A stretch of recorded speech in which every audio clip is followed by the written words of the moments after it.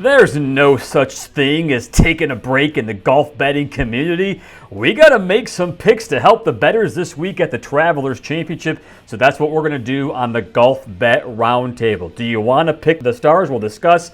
And how about this course outlook at TPC River Highlands? Chris Brees and Will Gray. It's very unique to bet on this week, Will. That's why we're here to help the folks out.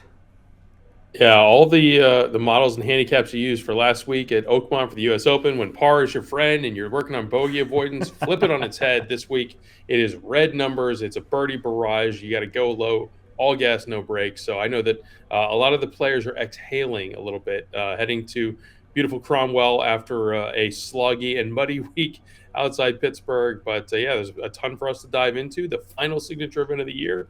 Let's go. And our goal is to give you, the better, the most up-to-date information on how to make your picks each week. Of course, hit that subscribe button on YouTube for all the latest information. No surprise on the odds of Rory McIlroy trailing even more on Scottie Scheffler now that he has nobody in between them like he did at the U.S. Open. Scottie has been sitting at plus 280 for what feels like a month now. Yeah, but I think, Chris, it's important to note we saw those sub 300 prices when Rory wasn't in the field, and now all of a sudden we're seeing them with Rory in the field. It speaks to kind of the perception of where both these guys are trending. Rory had a rough go of it at the U.S. Open. He did bounce back on Sunday, getting under par for the first time all week. Scottie didn't do anything wrong, didn't do anything super great, but then he's still, sitting there on the 72nd tee, 2 shots off the lead. Mm-hmm. So coming in this week as a defending champion, it's understandable that he's still going to get a lion's share of the action, the handle, the tickets, all that stuff. But, man, there's way more questions than answers right now when it comes to Camp McIlroy. It is a unique week for betting. There's fatigue everywhere. They've played so many tough courses. Memorial, the PGA, the U.S. Open. Now here we are for another signature event. Will, these guys might be exhausted.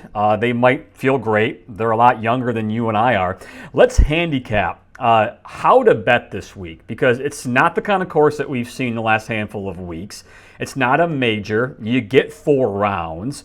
How would you tell the bettor to make picks this week in terms of the course that we're facing coming off of last week's course?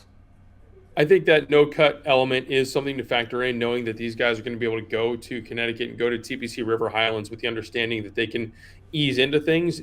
To get into contention on Sunday, you're going to have to get going from the jump, but there's also not that fear of, well, I'm going to shoot a 72 or 73 on Thursday, and then I might be missing the cut. There's still going to be time to make up ground, potentially cash top 10, top 20 finish tickets out of this 72-man field. But you're right, the course is very unique in terms of what we see week to week on the PGA Tour. It's one of the shortest courses on tour. It is target and very specific in terms of guys are going to have a lot of birdie opportunities. And so what are you going to do to convert those opportunities? I do think it's interesting. You think about the finishing stretch, 15 through 18, kind of going around that loop there, if you've ever been to TPC River Highlands. But as we see in these flyovers, we're back to a course with water, Chris. Mm-hmm. And last week at Oakmont, it was brutally difficult, thick, rough, fast greens, but there was not any water. And so this is one where now you're back into a world where one straight shot can pretty easily lead to a double bogey. This is we're seeing here on the 15th hole, which is one where you can make eagle or birdie pretty easily, and you can also make a bogey without blinking an eye if you end up rolling down that bank into the water on the left. So I'm looking at guys that are high on birdie or better percentage, guys that I know are able to convert more than their fair share of birdie opportunities, because pretty much everyone's going to have them. Everyone's going to hit 12, 13, 14 greens in regulation this week, and it's what do you do with those 15, 20-foot chances, and how accurate are you able to be with those irons to provide a few kick-ins along the way. It's also important to note for people out there, each week we have key stats that our stats team at the PGA Tour gives us. This week we didn't really have anything that was relevant that showed us why winners did so well in the past. There was some correlation on putting, which every week we know how we feel about winners putting. It was 2 out of the last 5 or 3 out of the last 6. It wasn't a consensus. It was all over the place on every stat. So this week is going to be different. Maybe you're not looking at one category that you thought one player was doing really well on. Throw everything out the window on what you want to bet this week. So with that said, DraftKings has some interesting odds. DraftKings has a parlay market of these stars. If you want to bet these stars, DraftKings is going to let you do that this week. And we have some interesting options here, Will. Scotty Scheffler, Rory McIlroy, Ludwig Oberg, Xander Schauffele, Justin Thomas. Take your pick, your top 10 parlay. Who would you pair together for your parlay this week? Oh, quite the menu here. I dare you to say Scheffler, Schauffele 5 times fast. I think that of these group, listen, I am not ready to bank on Rory at this point, so that's kind of taking that left column out of the equation. And then I look to some of the higher odds price combos, and I'm really drawn to Xander and JT. I know we're going to talk a little bit more about Justin Thomas in a little bit, but I think he's still someone that, even though he has struggled in the majors this year, he's played really well. Other than that, he won a signature event. He has a multiple runner-up finishes. He's having a really good year that I think is going to be tainted a bit by his inability to really produce good results in the majors, knowing we still have one more at Royal Portrush next week. But I remain on Team Xander. I think that, last week he finished T12 at the U.S. Open without, I think, ever being within 7 or 8 shots of the lead. It was a remarkable backdoor, almost top 10, but he did get that top 20. But he's doing everything right after being so slow out of the gates, given the rib injury. The last couple of months have been very solid, although not spectacular. There hasn't been that Sunday where he's been in the mix and has a real chance to win. But I think if we're going top 10 out of 72 guys, I think give me JT, give me Xander. They're both inside that top 10 plus 650. I really like that price. So my process of elimination here, I'm taking out Colin Morikawa. Just because this is a pretty predictive course relatively to other ones. Morikawa hasn't had a lot of success here, and I'm not sure what his game's doing right now. If I'm not taking your bet, I'm taking out the entire right side for me. You're high on Schauffele, I am too. I'm still kind of high on Ludwig Oberg, and that's plus 650. Oberg, we say he's this tough golf course kind of guy. That's where his game fits, but right now his game's a mess. So right now, this is a kind of place where he probably needs to go to and see that you can make birdies easily. We know he has the talent and he can make a ton of birdies. I'm gonna forget about what's happened to him at the majors recently. He's been bad at the PGA and the U.S. Open. This guy has shown glimpses of figuring it out, and I think he is closer when he's going to be at an easier course. I like Schauffele for the reasons you do. Give me Schauffele and Oberg plus 650. Yeah, I think you mentioned those glimpses with Oberg. One of them was last week, right? He got off to a pretty good start Thursday at the U.S. Open. He was solid through 12 or 15 holes, struggled to close out his first round, and that carried over into the second round. He ended up missing the cut by the thinnest of margins. But this is definitely a sort of get-right week and a get-right course where you can start seeing putts roll in. You start seeing fairways, drives land in the fairways, and the approaches are able to collect a little bit closer to the hole than maybe they would over the last couple of weeks when you played Quail Hollow and Muirfield Village and Oakmont. It's been a difficult stretch, even for the best golfers in the world, and this is a change of pace that I think a lot of them will be able to enjoy. Let's see if we can make the folks some money. Best bet, you kind of already alluded to it. Yeah, let's go, JT. Maybe not to win, but I love this plus 500 for a top 5. It's funny.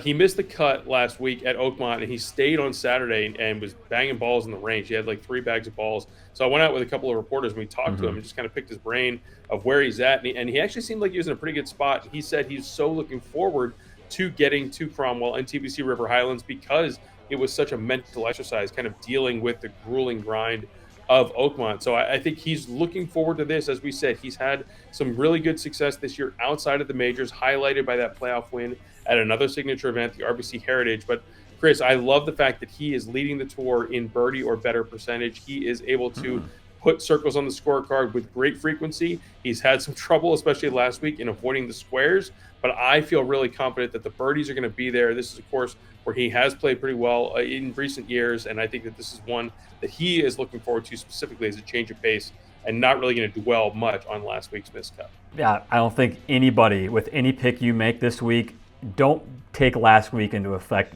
basically at all because it's so different. People are feeling more comfortable betting on Justin Thomas throughout the year.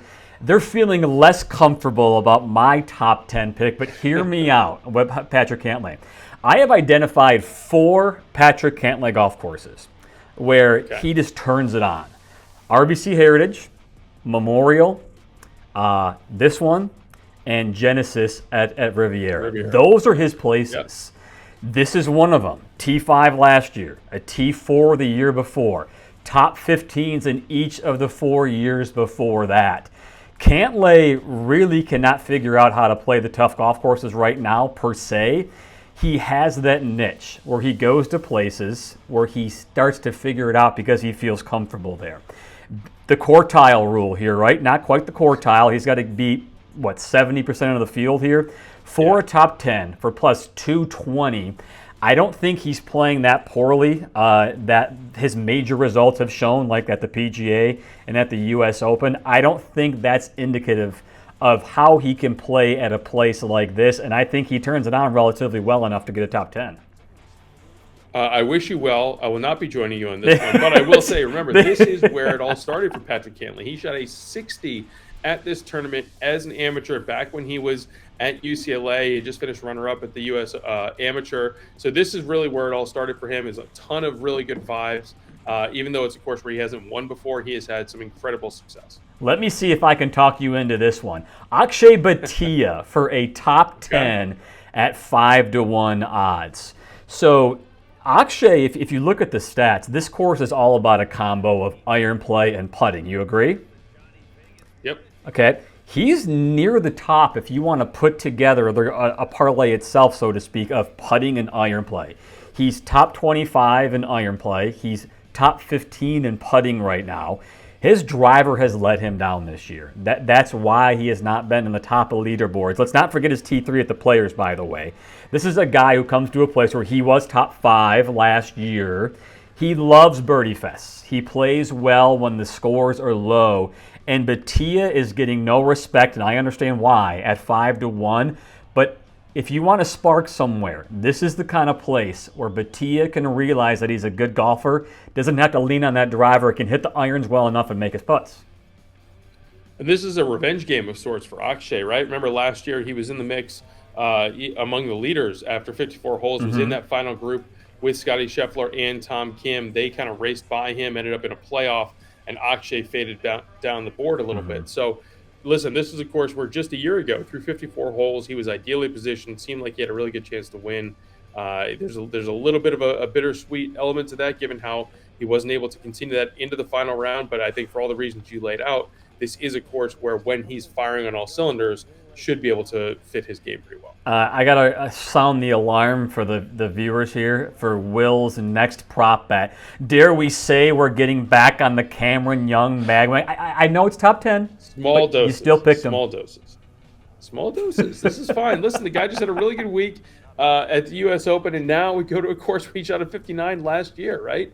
I don't know really what to make of Cameron Young's 2025 season, but I know what to make of his match for this course and what he's been doing over the last couple of weeks. He does seem to be showing some flashes similar to what we've seen over the last couple of years from clearly the most decorated guy. It's him and Tommy Fleetwood of best players without a PGA Tour win. So I'm not banking on him to get that PGA Tour win this week. But again, we're looking at 72 guys, no cut. This is one where I think at least one of those first 3 rounds he's able to go pretty low. And then it's how do you balance out the other couple rounds heading into Sunday, where I do expect at plus 400, I'm at least going to have a Sunday sweat at this for Cameron Young to crack the top 10. Traditionally, he likes birdie fests too.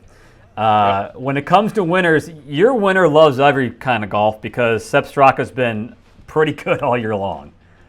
Yeah, listen, JT is number 1 in birdie conversion percentage. You know who's number 2? It's the Austrian Via Valdosta here. Sepp Straka is just in the midst of a career year. He's going to be on the European Ryder Cup team at Bethpage. He's going to be a problem for the American team to try and figure out. We keep banging that drum, and it's how it's going to be. But, you know, a winner last month at a signature event at the Truist Championship, I think that he's someone that, you know, from a statistic perspective, just has all the shots, has a great combination. He's 3rd on tour in strokes gained tee to green, but he's also pretty solid on the greens. We look back to his win at the John Deere Classic when he almost shot a 59 on Sunday to win that tournament, to know that, yes, he can also go low. It's not necessarily a player who needs the winning score at 10 under or higher in order to win a golf tournament. He can win shootouts as well, as we saw this year at the American Express. So a versatile player who's in the midst of just a stellar career year. I think it continues this week. And again, plus 3,500 is a really good price for one of the best ball strikers in the field that is no doubt impacted by Scottie Scheffler being such a short favorite. I was just going to say those odds are probably too high. I mean, so jump on that if you can. For me, I'm looking at it in a similar way with my 90-1 that I'm going to get for a guy in Brian Harman who's already won this year. Okay, check number one. And then you look at his results at this place. Will, there might not be a player on tour who has a better consistent result finish at any course than Brian Harman has at this place. Let's take out let's go. Let's do it. Let me take out the COVID year. Okay? Okay. COVID year doesn't count. I think most people can agree why the COVID year doesn't count, because it was crazy, changed everything. Take that out. Here are his finishes at this place. T9, T2, T8, T5, T8, T6. All top 10s since 2018. Pretty good. He's not winning them. Yes, we know. But there's a reason why he's near the top every single year. Something about this place does it for this guy. So you're going to give me a winner this year who's awesome at this course, who's 90-1 odds. Say what you want about how he's done recently. It doesn't matter what kind of form his game is in. If I'm seeing every single year he has done this, I will take the 90-1 chance that this is the year he finally gets the 1 instead of the 4, the 8, the 2, the 7, whatever it is. I'm not joining you on Patrick Cantlay. I might join you on this one because Yes. you're dead on. I mean, there's something to be said for just someone that steps up to a course and really feels comfortable. And as you mentioned, I think that I would be a little bit more hesitant to back Harman in the outright market if he had not done what he did at the Valero, winning that tournament and getting another win after his Open Championship victory. And so now that those kind of can tend to build on each other. So you're right, plus 9,000, 90-1. Seems a little bit high for someone who has such an affinity for this course. You really feel like he's going to at least be in the mix over the weekend. By the way, he's, I believe, plus 500, 5-1 for a top 10. So if you want a market we didn't talk about, Brian Harman, top 10 at 5-1, jump on that now. There you go. Good luck on your bets, everybody.